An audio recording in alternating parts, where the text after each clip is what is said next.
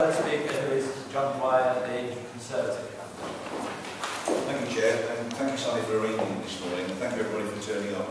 I very much appreciate this opportunity to tell you all about me. My name is John Dwyer. I'm a Nottinghamshire boy born and bred. I started my police career in Nottinghamshire in 1971. I moved to the West Midlands in '85 and came here in 1994 as Assistant Chief Constable, retiring after a 30-year service in 2001. So I've been retired 11 years. I can tell you that in my police career, I've experienced all sorts of trauma, personally and indeed on behalf of victims, because I've seen the real effect that crime has on the people of the county I've worked in, and not least of which, of course, Cheshire. Now, Cheshire is a very safe county. The levels of crime we're experiencing at the moment are the lowest for some considerable time, but we can do better. And what I wanted to do this morning, rather than talking through my manifesto, which, by the way, is outside on the table, if you want to take a copy before you leave us this morning, what I thought to do is tell you more about me so you understand where I'm coming from.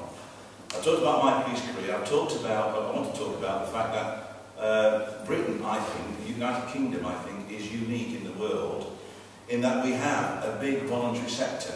We have large numbers of our society actually wanting to do things voluntarily to make things better for everybody. So that marks it out from, I think, many other countries.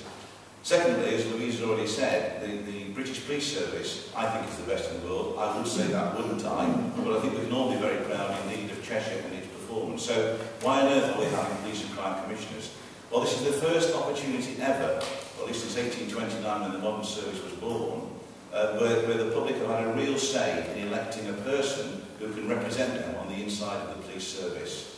And that individual, the Police and Crime Commissioner, will be responsible for drawing up the policing plan, which reflects your individual local policing needs, and then holding the Chief Constable to account for delivering that plan.